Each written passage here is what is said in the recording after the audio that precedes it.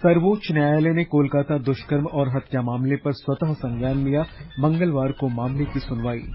देश में monkey pox की स्थिति की समीक्षा के लिए सरकार ने उच्च स्तरीय बैठक की। राज्यों को निगरानी बढ़ाने का निर्देश। विदेश मंत्री डॉक्टर सुब्रमण्यम जयशंकर ने कहा, भारत और कुवैत के बीच साझेदारी लगातार बढ़ रही है। कुवैत में शीर्ष नेताओं से मुलाकात की। उत्तर प्रदेश के बुलंदशहर में सड़क दुर्घटना में 10 लोगों की मौत और कोलकाता में डूरंड कप फुटबॉल टूर्नामेंट में मोहन बागान और ईस्ट बंगाल का मैच सुरक्षा कारणों से रद्द। समाचार संध्या के साथ मैं निखिल कुमार। सर्वोच्च न्यायालय ने कोलकाता में एक महिला डॉक्टर से दुष्कर्म और हत्या के मामले में स्वतः संज्ञान लिया है। मुख्य न्यायाधीश न्यायमूर्ति धनंजय चंद्रचूड़, न्यायाधीश जमशेद पारदीवाला और मनोज मिश्रा की पीठ मंगलवार को इस मामले की सुनवाई करेगी। एक रिपोर्ट। 9 अगस्त को कलकत्ता के राधा गोविंदकर मेडिकल कॉलेज और अस्पताल के सेमिनार हॉल में एक स्नातकोत्तर प्रशिक्षु महिला डॉक्टर के साथ दुष्कर्म और हत्या की घटना हुई थी। कोलकाता पुलिस ने इस मामले में आरोपी संजय राय को गिरफ्तार किया था। देश भर में विरोध प्रदर्शन हो रहे हैं। डॉक्टर इस मामले में दोषी लोगों के विरुद्ध कड़ी कार्रवाई की मांग कर रहे हैं। 13 अगस्त को कलकत्ता उच्च न्यायालय ने केंद्रीय अन्वेषण ब्यूरो को इस मामले की जाँच करने का आदेश दिया था। आकाशवाणी समाचार के लिए समाचार कक्ष से शक्ति सिंह। केंद्रीय अन्वेषण ब्यूरो कोलकाता के आरजी कर चिकित्सा महाविद्यालय के पूर्व प्राचार्य से दुष्कर्म और हत्या मामले में पूछताछ कर रहा है। कोलकाता पुलिस ने कई स्थानों पर भारतीय नागरिक सुरक्षा संहिता की धारा 163 लगा दी है। इसके अंतर्गत अगले आदेश तक कोलकाता के बेलिया घाटा और फूलबागान थाना क्षेत्रों में लोगों के एकत्र होने और लाठी या कोई अन्य हथियार ले जाने पर रोक लगा दी गई है। इस बीच शहर के विभिन्न हिस्सों में आज डॉक्टरों और विद्यार्थियों द्वारा विरोध प्रदर्शन किया गया। भाजपा ने राज्य पुलिस आयुक्त को पद से हटाने की मांग की है। भाजपा प्रदेश अध्यक्ष सुकांत मजूमदार ने आरोप लगाया कि पुलिस आयुक्त ने इस मामले को दबाने की कोशिश की है। इधर दिल्ली में रेजिडेंट डॉक्टरों और मेडिकल छात्रों ने आज विरोध प्रदर्शन किया। उन्होंने राजीव चौक मेट्रो स्टेशन के पास कैंडल मार्च निकाला। इसमें Maulana Azad medical college, Lady Hardinge medical college, Safdarjung अस्पताल और अन्य अस्पतालों के डॉक्टर शामिल हुए तथा मामले में न्याय की मांग की गई। भारतीय चिकित्सा संघ आईएमए ने प्रधानमंत्री नरेंद्र मोदी से स्वास्थ्य कर्मियों की सुरक्षा के लिए केंद्रीय कानून लाने की मांग की है। आईएमए ने कहा है कि अस्पतालों की सुरक्षा व्यवस्था हवाई अड्डे की तरह ही चाक चौबंद होनी चाहिए। श्री मोदी को लिखे पत्र में आईएमए ने कहा है कि अस्पताल में दुष्कर्म मामले की जांच निश्चित समय सीमा के भीतर होनी चाहिए और पीड़ित पक्ष को शीघ्र न्याय मिलना चाहिए। प्रधानमंत्री के प्रधान सचिव प्रमोद कुमार मिश्रा ने आज देश में मंकी पॉक्स की स्थिति की समीक्षा की तथा स्वास्थ्य उपायों की स्थिति की जानकारी के लिए एक उच्च स्तरीय बैठक की अध्यक्षता की। उन्होंने कहा कि प्रधानमंत्री नरेंद्र मोदी मंकी पॉक्स की स्थिति की लगातार निगरानी कर रहे हैं। डॉक्टर मिश्रा ने राज्यों को इस बीमारी का तत्काल पता लगाने के लिए प्रभावी उपाय करने तथा निगरानी बढ़ाने के निर्देश दिए। उन्होंने बीमारी का तुरंत पता लगाने के लिए जांच प्रयोगशालाओं के नेटवर्क को बढ़ाने के निर्देश भी दिए। फिलहाल जांच के लिए 32 प्रयोगशालाएं तैयार हैं। डॉक्टर मिश्रा ने कहा कि बीमारी के इलाज और रोकथाम के प्रोटोकॉल का प्रचार व्यापक स्तर पर किया जाना चाहिए। देश में फिलहाल मंकी पॉक्स का कोई मामला नहीं है। वर्तमान मूल्यांकन के अनुसार इस बीमारी के प्रसार और व्यापक स्तर पर फैलने का जोखिम भी कम है। ये समाचार हमारी वेबसाइट www.newsonair.gov.in और हमारे news on AIR mobile app पर भी उपलब्ध हैं। ये आकाशवाणी है। गृहमंत्री अमित शाह ने कहा है कि नागरिकता संशोधन अधिनियम सीएए से किसी भी धर्म के व्यक्ति की नागरिकता खत्म नहीं होती है, बल्कि इससे शरणार्थियों को भारतीय नागरिकता के साथ साथ सम्मान और न्याय मिलता है। श्री शाह ने आज अहमदाबाद में 188 विस्थापितों को नागरिकता प्रमाण पत्र प्रदान किए। गृहमंत्री ने देशभर में सीएए लागू करने की मोदी सरकार की प्रतिबद्धता दोहराई। सीएए देश में बस रहे लाखों शरणार्थियों को न्याय देने का और अधिकार देने का कार्य जो कांग्रेस पार्टी और इनके साथियों ने चलाई, इनकी तुष्टीकरण की नीति के कारण सन 47 से लेकर 2014 तक जो लोग देश की शरण में आए उनको अधिकार नहीं, उनको न्याय नहीं। उनकी प्रताड़ना पड़ोसी देशों में तो हुई, मगर उनकी प्रताड़ना अपने देश में भी हुई। लाखों करोड़ों लोग 3-3 पीढ़ियां हो गई, न्याय के लिए तरसते रहे, मगर एक इंडी अलायंस की तुष्टीकरण की नीति ने इस शरणार्थियों को न्याय नहीं दिया। इससे पहले गृहमंत्री ने अहमदाबाद में नगर निगम की 1000 करोड़ रुपए से अधिक की कई विकास परियोजनाओं का उद्घाटन किया। रक्षा मंत्री राजनाथ सिंह ने आज चेन्नई में क्षेत्रीय समुद्री प्रदूषण प्रतिक्रिया केंद्र का उद्घाटन किया। ये केंद्र तेल रिसाव प्रतिक्रिया के बारे में एकीकृत दृष्टिकोण तय करने और विभिन्न देशों के बीच समन्वय की सुविधा प्रदान करेगा। ये केंद्र तेल रिसाव पर प्रभावी प्रतिक्रिया और विशेष उपकरण, प्रशिक्षित कर्मियों तथा तकनीकी नवाचारों तक पहुंच प्रदान करने में सहायक साबित होगा। ये केंद्र क्षेत्रीय तेल रिसाव प्रबंधन योजनाओं के विकास और कार्यान्वयन के क्षेत्र में भी काम करेगा। रक्षा मंत्री पुदुचेरी में तटरक्षक बल के एयर एन्क्लेव का भी उद्घाटन करेंगे। ये चेन्नई और कराईकल के बीच स्थित है। ये भारत के लिए महत्वपूर्ण समुद्री क्षेत्र में निगरानी को बढ़ाएगा, जिससे क्षेत्रीय व्यापार और सुरक्षा के लिए व्यापक समुद्री मार्गों की निगरानी तथा सुरक्षा करने में क्षमता बढ़ेगी।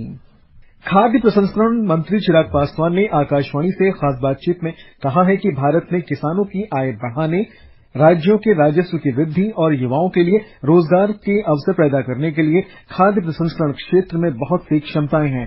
उन्होंने अगले महीने 19 सितंबर से आयोजित होने वाले वर्ल्ड फूड इंडिया महोत्सव के बारे में जानकारी देते हुए ये बात कही। उन्होंने कहा कि इस महोत्सव में देश विदेश के खाद्य प्रसंस्करण से जुड़े उद्योग शामिल होंगे और इस क्षेत्र से जुड़ी नई प्रौद्योगिकी तथा नवाचार का प्रदर्शन करेंगे। इस बार हम लोग चाहते हैं कि पिछली बार से भी बड़ा यह आयोजन हो और जहां पे इंटरनेशनल टेक्नोलॉजीज हो या इंटरनेशनल इनोवेशंस के आइडिया हो या फूड प्रोसेसिंग से जुड़े हुए जितने भी स्टेक होल्डर्स हैं वो एक मंच पर आए और एक दूसरे के साथ कोलैबोरेट करके इस इंडस्ट्री को आगे लेकर जाने का काम करें। उसी सोच के साथ इस बार का भी वर्ल्ड फूड इंडिया का आयोजन किया जा रहा है। भारतीय खाद्य सुरक्षा और मानक प्राधिकरण ने खाद्य पदार्थों में माइक्रो प्लास्टिक प्रदूषण की बढ़ती चिंताओं से निपटने के लिए एक नवाचारी परियोजना शुरू की है। माइक्रो प्लास्टिक प्रदूषण को एक उभरते खतरे के रूप में देखते हुए विभिन्न खाद्य उत्पादों में सूक्ष्म और नैनो प्लास्टिक का पता लगाने की तकनीक विकसित करने की परियोजना इस वर्ष शुरू की गई थी।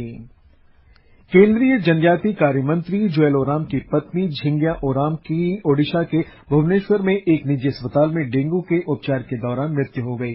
झिंग्या ओराम का अंतिम संस्कार आज दोपहर श्री ओराम के पैतृक गांव में किया गया। श्री ओराम भी डेंगू से पीड़ित हैं और उन्हें उसी अस्पताल में भर्ती कराया गया है।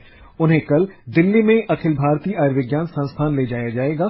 शिक्षा मंत्री धर्मेंद्र प्रधान, ओडिशा के मुख्यमंत्री मोहन चरण मांझी ने झिंग्या ओराम के निधन पर दुख व्यक्त किया है। झारखंड के मुख्यमंत्री हेमंत सोरेन ने आज रक्षाबंधन से एक दिन पहले मुख्यमंत्री मैया सम्मान योजना की शुरुआत की।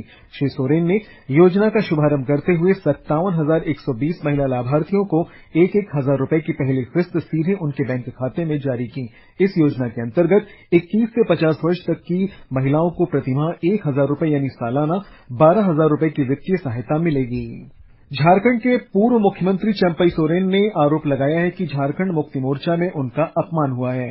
श्री सोरेन ने कहा कि जब हेमंत सोरेन जेल से रिहा हुए तो उन्हें मुख्यमंत्री पद से इस्तीफा देने के लिए बाध्य किया गया। उन्होंने कहा कि इससे उनकी भावनाएं आहत हुई हैं। चंपई सोरेन ने कहा कि वर्तमान परिस्थितियों ने उन्हें अन्य विकल्प चुनने के लिए मजबूर कर दिया है। ये समाचार आकाशवाणी से प्रसारित किए जा रहे हैं। ताजा समाचार जानने के लिए आप हमारे social media handle X @AIR News Hindi को फॉलो कर सकते हैं। समाचार संध्या में आपका फिर स्वागत है।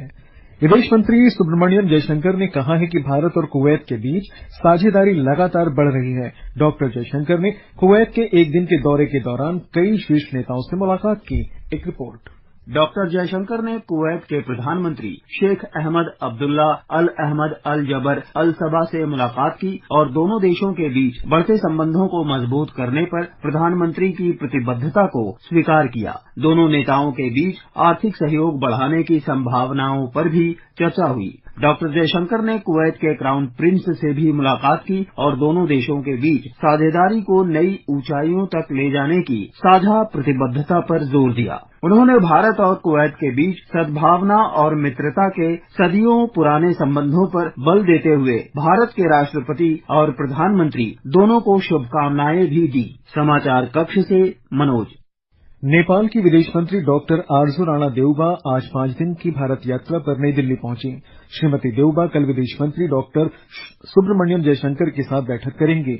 विदेश मंत्रालय ने बताया है कि ये यात्रा दोनों पक्षों को द्विपक्षीय सहयोग में हुई प्रगति और चर्चा करने का अवसर प्रदान करेगी तथा द्विपक्षीय संबंधों को और मजबूत करेगी।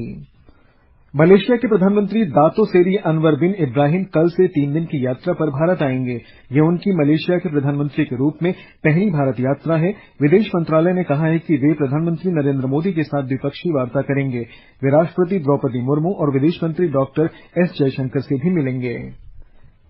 उत्तर प्रदेश में आज बुलंदशहर जिले के सलेमपुर पुलिस स्टेशन क्षेत्र में एक पिकअप वाहन तथा एक बस के बीच हुई टक्कर में 10 लोगों की मृत्यु हो गई और 37 घायल हो गए। घायलों को निकट के अस्पताल में भर्ती कराया गया, जबकि 4 गंभीर रूप से घायल लोगों को मेरठ मेडिकल कॉलेज भेजा गया। Delhi Meerut regional rapid transit system RRTS का मेरठ साउथ स्टेशन आज से यात्रियों के लिए खोल दिया गया है। इसके साथ ही इस कॉरिडोर पर स्टेशनों की संख्या 9 हो गई है, जिनकी कुल लंबाई 42 किलोमीटर है। इस मार्ग पर नमो भारत ट्रेनें सुबह 6 बजे से रात 10 बजे तक उपलब्ध हैं।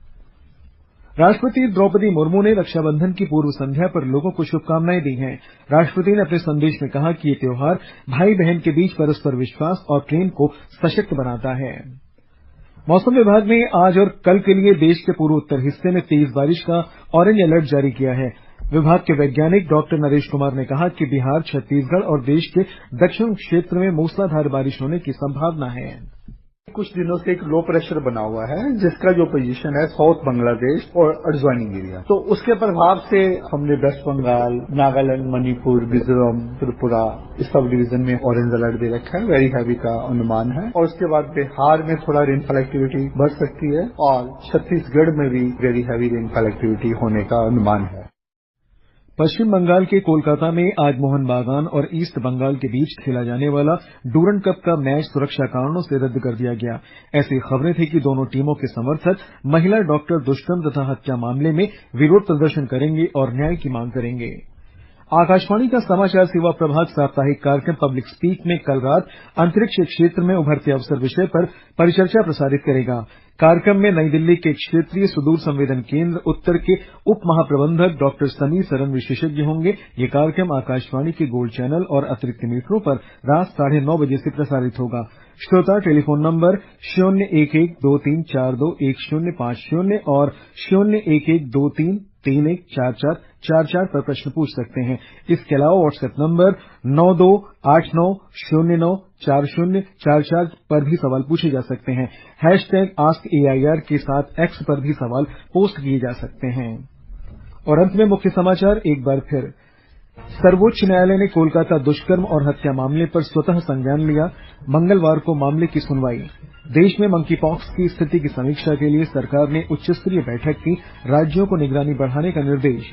विदेश मंत्री सुब्रमण्यम जयशंकर ने कहा, भारत और कुवैत के बीच साझेदारी लगातार बढ़ रही है। कुवैत में शीर्ष नेताओं से मुलाकात की।